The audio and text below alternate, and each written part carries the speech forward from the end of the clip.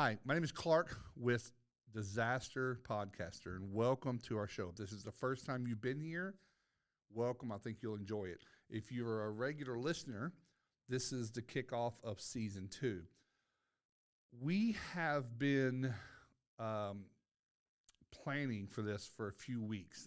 Our last episode of last year, we did a live version and had live calling callers, because there's a topic that we were talking about. I wanted to get feedback from other people. So we did that. So we just said, you know what, we love that format. It was very successful, a lot of good feedback. It was really, very popular. Excuse me. And a lot of people said, you know, we love that. So we're going to build off of that. So today is the kickoff of our season 2 of Disaster Podcaster. I want to tell you a couple things. And the reason we're doing a season 2 kickoff, this is actually episode 0, because next week is episode number 1 officially. But I wanted to run through this new format, all the systems. We've got a whole bunch of stuff in front of me. And we also lost a dear friend, industry icon, and a legend last week. Nick, the founder, owner, and leader of JonDon Supplies and Equipment, just an icon in this industry, and passed away. Had a great life. He was a great friend. We just want to do a little bit of tribute to him today. So we're going to do some discussions and talking. But let me tell you about what we are doing here. I'm probably about 30 minutes ago, as we were setting up, I kind of compared this to like running your first large complex disaster restoration job. Things could go wrong, and I've got some, so things could go wrong. We are working with some new things. We've gone to places we haven't been before. I can promise there will be hiccups, but what we're hoping is no one gets hurt, we don't get fired. So bear with us. We're going to improve. I think that probably the biggest mistakes are going to be really small and you won't even notice. It's just going to be some technical production things. So I want to just welcome you, season 2, pre-launch, and we'll be right back.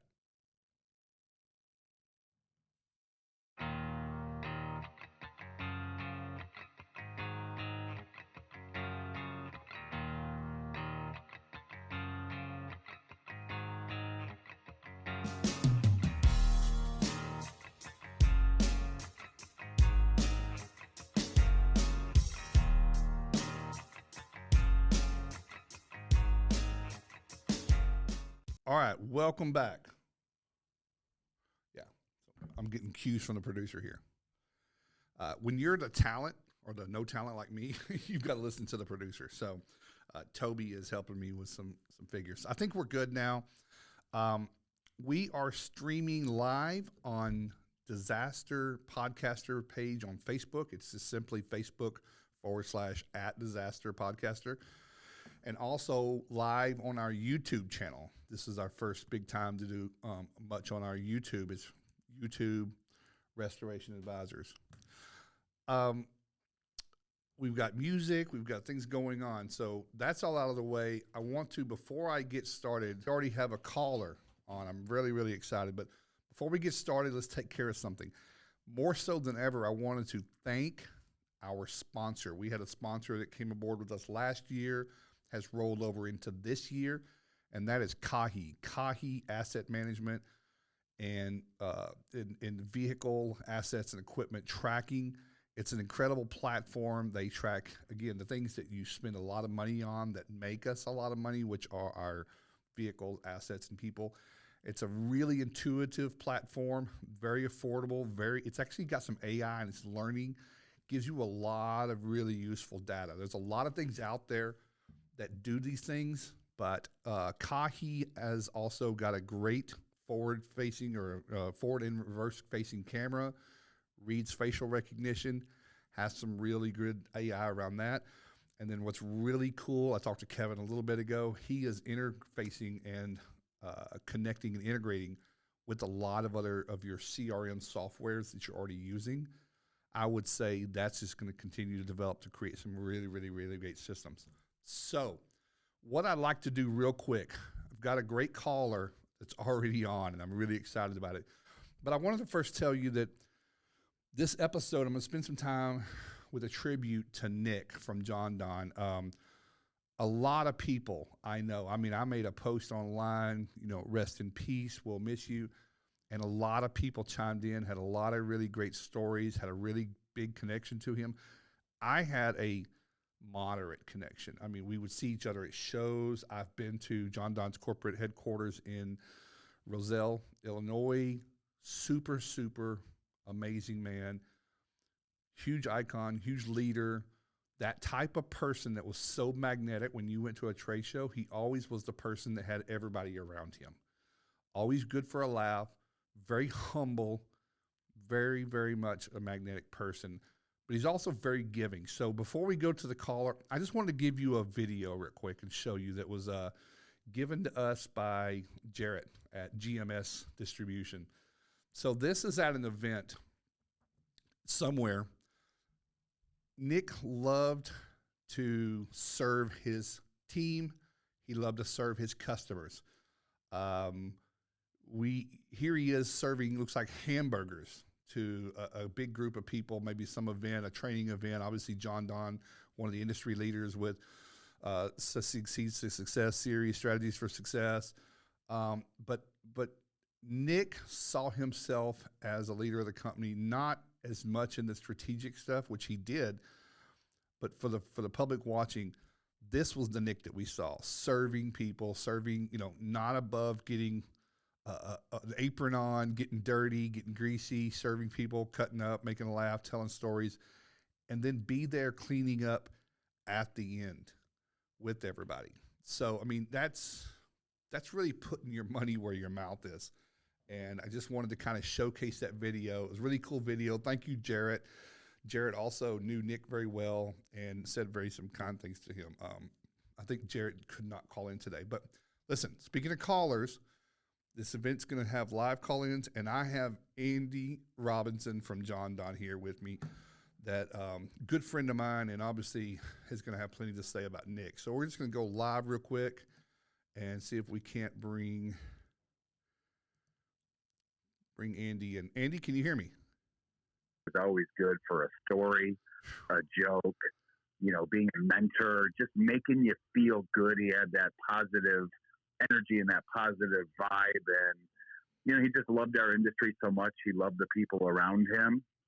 And, it's just, an extremely tough loss. And, all I can say is that, from my perspective, it's been an absolute privilege to have him, in my life in both a, professional side of things with the business and as a mentor, a friend, and, many will also say a father figure to lots of people. So I guess it's the best type of tribute I can, put forward, is just to say he was one in a million, an iconic guy, and just truly genuine, more so than anything else. I could probably sum it up with genuine. Andy, when I was thinking about Nick before the show, I started thinking there's a term that I throw around a lot, that we should be more relational and less transactional. And I think that is Nick. I think Nick never had a real agenda. Buy from him, buy from somewhere else, but just do good work and love life. I mean, you're talking about some of the stories he told. Luckily, my show is not G-rated, but, we all know some of the stories were blue. Some of them were great. He was infectious, and that's just all. It's just literally, I guess all of us wish that if our day comes that we have to go meet our maker, it's hard to find anyone, and I can't, but I haven't found anyone that can say anything bad about Nick. And that's really a testament about that's leaving something behind, way more than what you built or anything like that. How long was he in restoration? Absolutely. Before your 28 years? How long would you say Nick was plugging away supporting this industry? I mean, he did it from literally day one when JonDon was founded, back in 1978. So 44 years owning and founding JonDon and our distribution business. But prior to that, he was still involved in the industry, more so in the janitorial side of things, hard surface care. Right. He was working for another company selling floor machines and Castex equipment. And, again, prior to that, Nick was actively involved, and his back history was construction. He built many of the highways that connect the continental United States. That's what his degree was in. He was a civil engineer coming out of college and built highways, and decided he needed to do something different as he had a bunch of kids, and got into janitorial, and didn't really like the way his boss was treating him and the other employees. And he said, there's got to be a better way, and I would do it different. And he took a flyer and started a distribution business out of his garage, which turned into JonDon. Which a lot of people don't know that Nick's name is Dominic, and that's the Don, right? John the Don. Is that correct? That is correct. A true story. You're talking about. I didn't know. Well, there's a deeper story. There's a much deeper story to that, but we'll just say, for time's sake, that he is the Don of JonDon. Don being Dominic. We'll leave it at that for the story. Yeah. So I want to be cheesy for just a moment. My kids would be proud if I threw in a dad joke. So back from I didn't know about the building highways. So you could say he's been connecting people his whole life, right? Absolutely. Great analogy. He has been connecting people his entire life. And I'm sure he's still connecting the dots, in a much better place right now. Well, I had a phone call with a good friend of mine and yours, Chris Laney. You know Chris. And we were just having a conversation about Nick, and he was heartbroken. And Chris was very close to Kurt Bolden, and just had you cannot go back to some of the legends of this industry like Nick and Kurt Bolden, and Barry Costa's still here. So Pete Consigli. I mean, there's just so many people that help us get. Yes, I love propping up the new guys with the great ideas, but we cannot take for granted the road work that was, no pun intended, the road work was done by people like Nick and stuff like that. So I celebrate his. I mean, I hate that our loss. I mourn for his family, but man, I've just got nothing but just great memories. And do you remember? I'd love to tell a story real quick. The first time I met Nick, we were in Atlanta at the Experience. The Experience has an event somewhere every year that's not Vegas. It's, I guess, the smaller show, if you will. And you and I were catching up at the bar drinking. I think we were drinking Kool-Aid, weren't we? And we were having a drink or a beer or something. And yes, we were. Out of my left eye, a gentleman walked up and sat down at a bar stool. And again, didn't know him at that time. And I said, "Hey, how are you?" And he shook my hand. He said, "My name's Nick." I said, "Hey, great. What do you do?" Wearing the blue jeans and a polo shirt, and said, "My name's Nick. I work for Andy. I just follow him around the country, make sure I support what he needs." And I was like, "Oh, great." And I was like, "Oh, great. Nice to meet you." Did I kind of catch you over here on my right, just kind of snickering, and I could tell there was some bullshit going on. I was like, "Okay, what's the story?" And he said, that's the owner of my company. I'm like, how unassuming was that? And then, I showed the video. I know you're on audio. You can probably see it, but you probably have seen it. Jarrett was somewhere, like, I think it's called Langhorne. But he was filming in time elapsed of Nick serving hamburgers. It looked like at one of y'all's, probably an education event or a customer appreciation day. Yeah, customer appreciation day. Right. And I taught a class in Roselle once, and Nick did love to feed people. That was just his passion, to put on the apron and serve people. And he was telling me, he said, "Man," he goes, "every 2 weeks, I like to sit down and sign every single paycheck in the company. Our CFO says, we got computers for that." And he's like, "No, I want people to know that I appreciate them and where their money came from." So just lots and lots and lots of good stories. And you're spot on. I mean, yeah, those were things he was just passionate about, seminars. He would always be in our kitchen serving our clients, our customers, our friends. And, there'd always be funny little conversations like, "Hey, who's the old guy? I see him around the building. He's like your lunch lady or something." And, we would laugh about that. And, Nick was unprecocious, He was.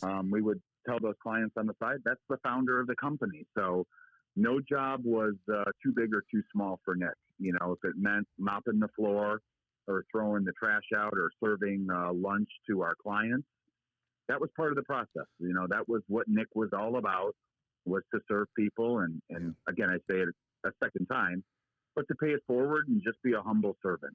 And he was so much more than that, but that he took tremendous pride in that.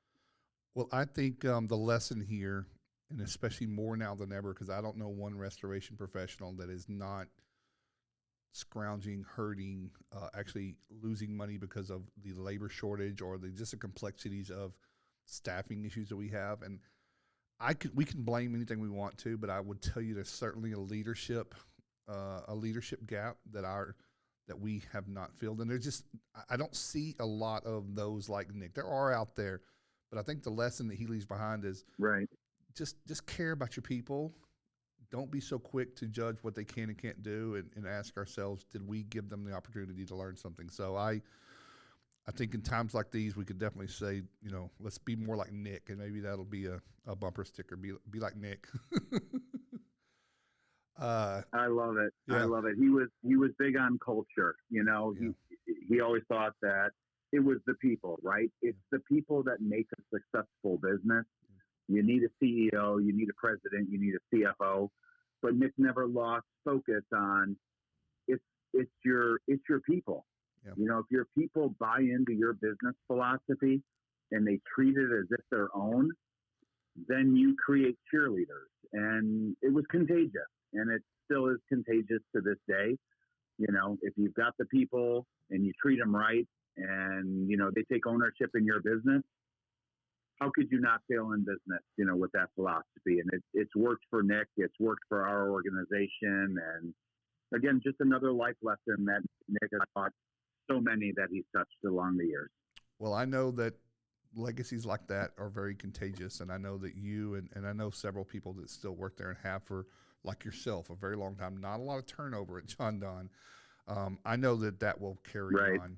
Hey, Andy, a question. I don't know if you need to jet, but I've got a few people on here that do you want to stay on the call, or do you need to take off? Do you want to hear a few other stories from people? I can definitely hang on for a couple more minutes. Okay. I'd love to just listen in on, some of the stories of our founder. Well, when you need to jet, you just interrupt us and say, hey, guys, got a bowl. Everybody knows what industry we're in, and there's no excuses for that. So I'm going to bring in, and this is... Hey, thank you so much. Yeah, so we're going to bring in Jennifer Sterling. Jennifer Sterling that works for Jennifer Sterling, very, very, very popular industry insurance group, and again, has been around this industry, knows its players, knows the complexity. So I'm going to bring Jennifer in, and hopefully we'll be on. Hi, thank you. Hey, Hi, thank you. Hey, Jennifer. Good afternoon, you guys. Hey, Jennifer. You got Hey, you got a story about Nick? Sure do. So this took place at the Gaylord in Texas, and all the vendors decided to go over to the little restaurant bar across the way. And I think I was wearing a fedora this night, and it was probably around 2006. And Nick snatched the fedora off my head. The music started, and I don't know if anyone knows, but Frank Sinatra was, Nick's brother. So Nick trod on the dance floor and yanked me out there and started spinning us around and told everybody that we were the winners of couple number one, and we were supposed to get this prize that wasn't supposed to be for us, and we took it. After the night got longer, we ended up getting inside the little shuttle bus that goes from the Gaylord over back to the bar. He literally paid the little shuttle driver to continually drive us around in a loop, because he figured out that the guy had a cassette player that was playing You Could Leave Your Hat On. And Nick proceeded to dance with the girls in the shuttle bus while pole dancing, and just became the life of the party, like every other time we were with Nick. But just the laughter, the smile, the joy, the way he made everybody feel, like Andy said, like even if it was the first time, he was just so sincere, so charming, so kind, so sassy. And, he may be, you will never be forgotten. And I love the idea that we should do it like Nick. I love it too. I'm gonna make it happen. It's gonna be like Nick. Just everybody just be like Nick, and a lot of our problems go away. Well, Jennifer, it's great. How are you out in Cali right now, or are you on the road? We're out in California. It's 76 degrees. We just watched the convoy drive by, and we're all blessed out here. Goodness gracious, Andy! I bet you've got that cold snap that hit Chicago today, didn't you? That we do. Yeah, I'm in the wrong part of the world right now, but so be it. Well, listen, Jen, thank you for that story. Good to hear your voice again, and look forward to seeing you on the trade show beat. It won't be quite the same without my wingman, but we're certainly going to celebrate and honor him at every future trade show in our own unique way. Amen. Amen. Awesome. Jennifer, thank you, and I look forward to seeing you. I'm not going to do as many shows this year. I've had to slow back some of my travel, but it's always great to see you, and thanks for calling in. Thanks so much. Thanks for what you're doing. All right. I think I did it right. Well, dude, Andy, that's great. We're going to probably just move on to another part, but Jennifer Blevins was going to try to call in, but she was on another Zoom call today, an interview with CNR magazine. And I know she told me she had some really, really good stories too. So maybe we can hear those a little bit on the next episode as a follow-up. But I'm just glad that you called in and put some context to some of what we already knew. And of course, personally, I just want to thank you for your 12, 13 years of good friendship that we've had. Likewise. And congratulations on year 2 of this, Clark. And again, it's a privilege to be able to spend a couple minutes with you and again, share some stories about Mr. Nick. You bet, buddy. Take care, and I'll see you real soon. All the best. Bye. See you, Clark. Love you guys. All right, there you have it. We successfully had not one but 2 callers and on at the same time. I'm pretty proud of that. Well, I think nothing really left to be said. I think Nick was well memorialized with Andy there, who among in the industry probably one of the closest people to him. A lot of travel. So again, thanks to Andy for calling in, and Jennifer, and anybody else that we might hear from in the next little while. That call-in number is 833-262-2410. We are streaming live to our Facebook page for Disaster Podcaster and to our YouTube channel. And this, of course, will be a podcast, which can be viewed for forever, for people to laugh at for a long time in the years to come. And that'll be on disasterpodcaster.com. So you'll be able to find this episode, last season's, and any of them coming forward. You can listen to those on your Spotify, Google, wherever you might listen to. I mean, there's a lot of places to find out that I've come to find out that podcasts are a lot of places. So we just wanted to move on and talk a little bit about some business here. Two pieces of business, meaning Toby and I at Restoration Advisors, we run a consulting and coaching mentorship for a restoration company firm. Not a real big firm. We don't have a ton of clients. We help some really, really great people, but we help restorers manage their business a little bit better. And really, more so, we don't help them manage their business just by telling them what to do. We give them new tools, new education, new ways, and just kind of open up our exposure. I have exposure to a lot of companies over the years of my own, and even currently how a lot of people are doing things, how they're successful. And I believe that we were able to bring that back and turn that into an actionable plan, create some systems and processes around that. We were at lunch today talking about a particular client that we're working with that's kind of having some struggles. And I think this was a good way that Toby said that we need to frame it. That owner of that company, that leader, is now being required to use some muscles that he hasn't before. So he's at the gym, we're his coach, and we're just trying to strengthen that muscle so that, because he's going to have to use it, but we don't want it to hurt. We don't want it to fail. So we're kind of working on that muscle, and some of it's encouragement, some of it's really just going through that. But We're doing a lot of things with employee onboarding programs and things like that. So check us out at restorationadvisors.com. And we have created a really great video series. Go to restorationadvisors.com/60 days. We've created a really immersive online learning course of how to build a strong restoration company in 60 days. Doesn't mean in 60 days it'll be up and running and strong, but it's 60 days of video lessons, starting from the first day to the end, all the way from planning, all the way through the middle, all the employee onboarding, the contracting, the estimating, the sales and marketing, the equipment that you need to buy, everything, all the way to scaling, how to, like, once you get the right people in place, how do you scale that company? So check that out at restorationadvisors.com. We'll have the link down at the bottom, restorationadvisors.com/60 days. We'll have the link in the bottom. Check it out. We have a lot of students that are already involved, and we have a community built around those students that are taking it so that they can collaborate with other students, share notes, share best practices. They have access to Toby and I for coaching on deeper dives into some topics. So it's really fun. One of the things that we really did this week with one client, I wanted to bring something. I'm looking at my notes here. One thing that we wanted to bring forward was we used to call them after action reports, but a lot of people call them post-project evaluations. I think it's a great practice to implement quality control measures into what you do. I mean, we expect our teams and our techs and our project managers just to do everything the way we showed them one time, and those are things that we didn't do for a long time very well, but now that we know them, we think we can just download that into their heads like Neo on the Matrix, but it's not the case. It takes repetition. It takes failure. And jobs are going to go wrong sometimes. And I think a process that you will, if you sit down with your team, all parties that were involved, and have an assessment. We have an agenda. We have a format, and ask some questions about, how did it go? Were we on budget? Were we on time? Was the customer happy? Did we get a 5-star review? Did we ask for it? What did we do right? What did we do wrong?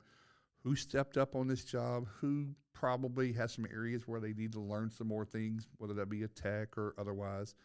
Did the office do well? Did the equipment break down? Did we have the right equipment? Do we have the right tools? Just asking these critical questions, and take 20 minutes on not every job.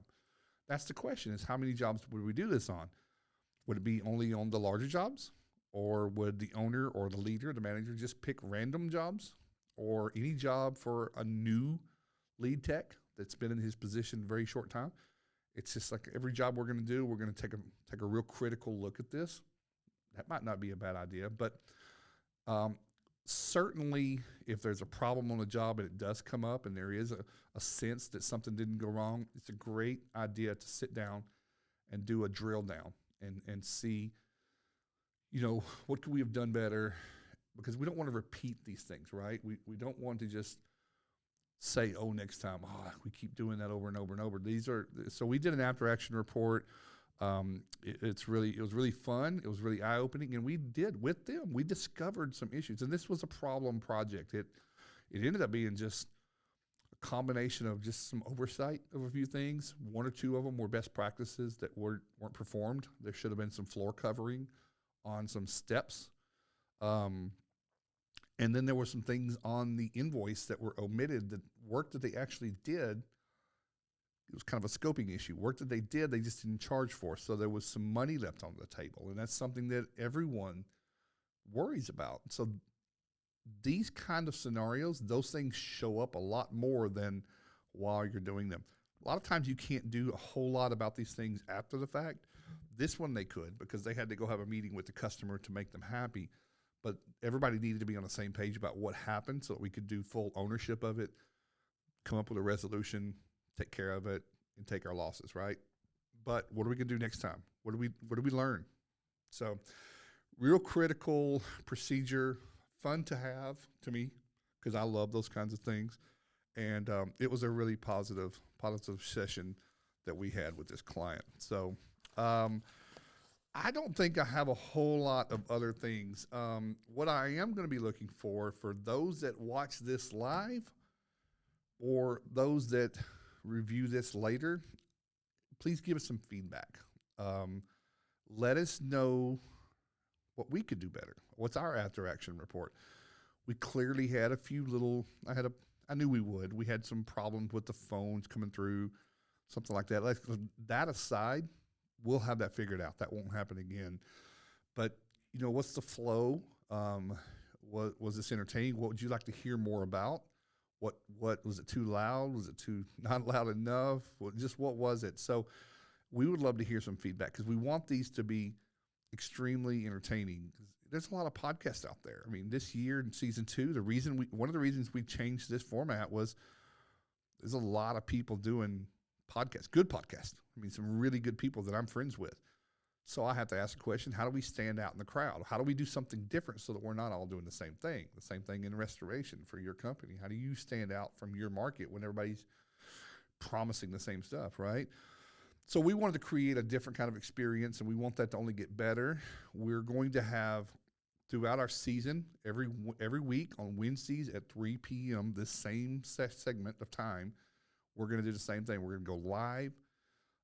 If you watch this thing, put this on your calendar and keep your eye on Disaster Podcaster. We will preview who's going to be a guest. We're going to do guests every couple of episodes, not all the time. Not everybody wants to have an interview. We're going to talk about some projects. We're going to talk about industry-related stuff. I probably will have some guest speakers on. Maybe we'll have somebody that talks about Xactimate training or something like that. Last year, we had Elena Wilson. We had a lot of stuff going on. Talked about the Insascope with the manufacturers of the Insascope. Maybe have the guys this year on from Company Cam. I've been talking to Michael and Jordan about Company Cam coming on, talking about that. But I don't want to make it a sales pitch. My show is not about selling that stuff. It's really just talking about how there are options out there to make. I just want to see restorers more successful. I want to see products and services that help make a fluid operation so that you are more efficient, more profitable, keep your headspace and all of that kind of stuff. So really a lot of good stuff coming up. Week 1, next week on Wednesday, we're going to have John Grubb, good friend of mine, business partner of mine in the Alliance of Independent Restorers, the collaborative that we have of small to medium or couple large companies, industry restoration or remediation companies that are just wanting to make sure we have the best practices, that we're keeping the bar high, and really develop a voice where we have a voice to go against some of the insurance shenanigans, but also our own industry. We have to clean up our own industry. So we're gonna have John Grubb on, but he's gonna talk about, he has a company that does pay-per-click management. He's gonna talk about digital marketing, answer questions. You're gonna call in live, and he also has just started doing social media marketing because he saw a big need for that wasn't being done very, very well. So I encourage you to listen if those are areas of information that you're looking to expand into this year, is to have a better digital marketing plan. John would, happily answer your questions, no obligations. He loves to give information to people because he just wants to see people do better. So we're going to have some good fun things to do this year. And I wanted to thank Kahi. You can check out Kahi at kahi.io and get a demo. It's a great system. And again, he's onboarding, or he's integrating with some really great companies. I'd like to thank Andy from JonDon.